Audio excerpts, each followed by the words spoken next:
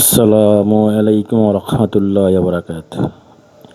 প্রিয় ভিউয়ার মোমিন মোত্তাকি ভাইয়েরা, আজকে যে ভিডিওটি নিয়ে আসলাম, ভিডিওর বিষয়বস্তু হচ্ছে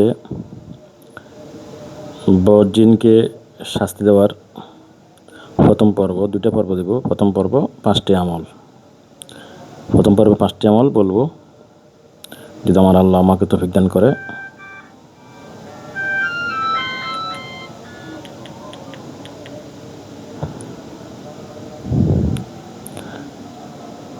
তো সর্বপ্রথম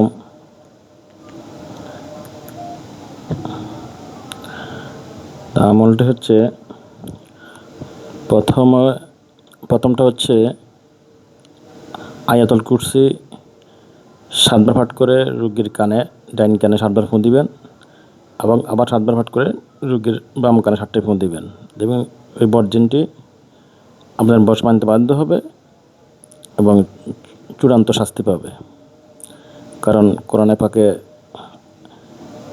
সবচেয়ে উত্তম আয়াতটি হচ্ছে আয়াতুল কুরসি।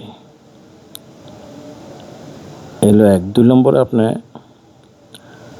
এটা যদি না পারেন, আরটা করতে পারেন, সেটা হচ্ছে দ্বিতীয় আমলটি হচ্ছে সূরা সোয়াদের 34 নম্বর আয়াত। সূরা সোয়াদের 34 নম্বর আয়াতটি, এটিকে 5বার পাঠ করে ওই রোগীর বজ্জিন হাজিরকৃত রোগীর শরীরে চোখে মুখে ফুঁ দিবেন। এতে সে চূড়ান্ত শাস্তি পাবে।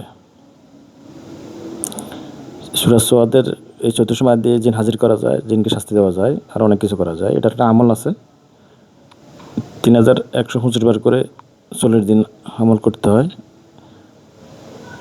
জাকাত আদায় করার জন্য। আর না হলে অন্তত কমপক্ষে 1000 করে পাঠ করতে হয় 40 দিন। ছোট আমল, এটা করে নিলে হচ্ছে বেটার হয়। এর 2। 3 নম্বর হচ্ছে সূরা বুরুজের 10 নম্বর আয়াত। সূরা বুরুজ 10 নম্বর আয়াতটি আপনি পানিতে পড়ে 7বার পানিতে পড়ে 7টি ফুঁ দিবেন এবং ওই পানি রোগীর চোখে মুখে ছিটে দিতে পারেন, অথবা এমনি পাঠ করে তার চোখে মুখে ফুঁ দিতে পারেন। এতেও সে কষ্ট পাবে, মানে জ্বলে যাওয়ার, বলবে যে আমার শরীর জ্বলে গেল। এটা হচ্ছে 3 নম্বর। 4 নম্বরে যে আমলটি করতে পারেন, সূরা জিনের প্রথম 5 আয়াত এবং সূরা মুমিনুনের শেষ 4 আয়াত, আবা হাসিবতুম থেকে শেষ পর্যন্ত, আর সূরা জিনের প্রথম 5 আয়াত, এই 2টা আয়াত পানিতে পড়ে ফুঁ দিবেন। ফুঁ দিয়ে 7বার পাঠ করবেন। সূরা জিনের প্রথম 5 আয়াত 7বার পাঠ করে 7টি ফুঁ দিবেন। সূরা মুমিনুনের শেষ 4 আয়াত 7বার পাঠ করে 7টি ফুঁ দিবেন। ফুঁ দিয়ে ওই পানিটাও ছিটা দিলেও সে অনেক শাস্তি পাবে, অথবা ফুঁ দিলেও শাস্তি পাবে।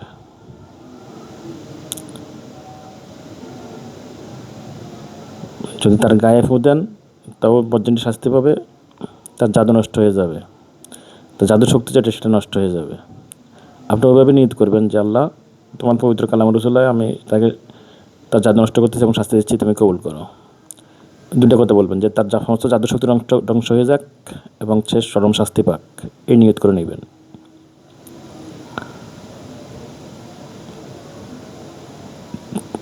আর 5 নম্বরে যেটা হচ্ছে, সেটা হচ্ছে সেহেল কাফ।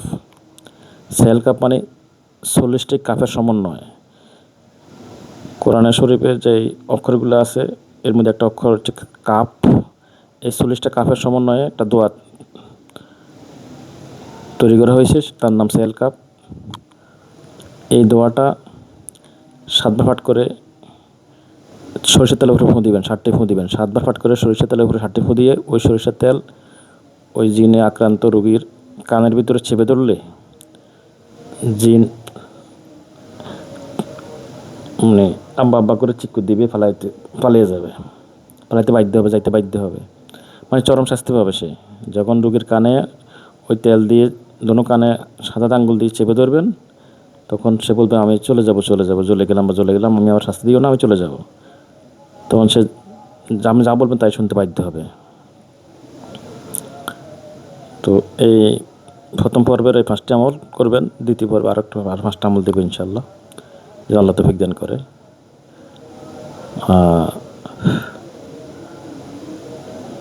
সবার কাছে দোয়া কামনা করি, আমার জন্য দোয়া করবেন। আমি দোয়া করি তামাম জাহানের সমস্ত মানুষকে যেন আল্লাহ ক্ষমা করে দেয় এবং জান্নাত নসিব করে, সবাইকে যেন আল্লাহ হেদায়েত করে, এর সাথে আমাদেরকেও যেন করে। এই বলে বিদায় নিচ্ছি। আল্লাহুম্মা আমিন। আসসালামু আলাইকুম ওয়া রাহমাতুল্লাহি ওয়া বারাকাতুহু।